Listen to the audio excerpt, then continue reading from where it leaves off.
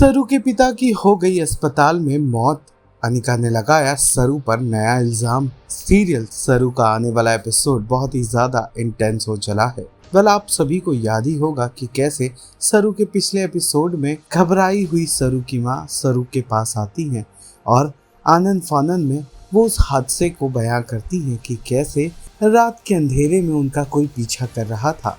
सरू की माँ घबराई सहमी बताती हैं कि जो व्यक्ति पीछा कर रहा था उसका चेहरा तो उन्होंने नहीं देखा, लेकिन पास ही रखे रॉड को उठाकर उस पर अंधाधुंध वार कर दिया। अब शायद वो व्यक्ति वहीं घायल पड़ा है या तो उसकी मृत्यु हो गई है। सरू ये बात सुनते ही अपनी माँ को संभालती है और उसके बताए हुए लोकेशन पर पहुंचकर तहकीकात करने लगती है। उसे वहां पर कोई और नहीं बल्कि अपना पिता यानी अपने माँ के पहले पति मिलते हैं, जिसे देखकर सरू बहुत ही ज़्यादा इमोशनल हो जाती है क्योंकि वो व्यक्ति अब बुरी तरह से घायल हो चुका है। सरू उसे गोद में लेकर चीखती है और जैसे तैसे अस्पताल पहुंचती है।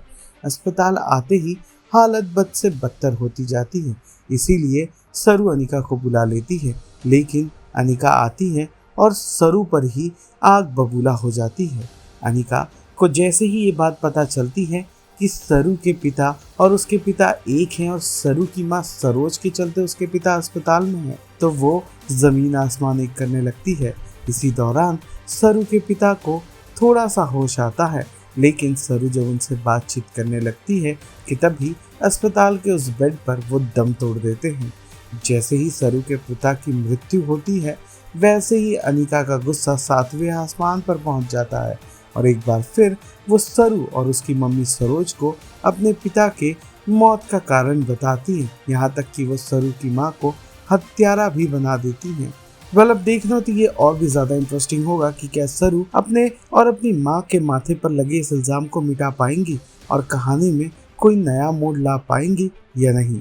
सीरियल सरू से जुड़े तमाम अपडेट्स को जानने के लिए फिल्मी बीट को लाइक शेयर सब्सक्राइब ज़रूर करें।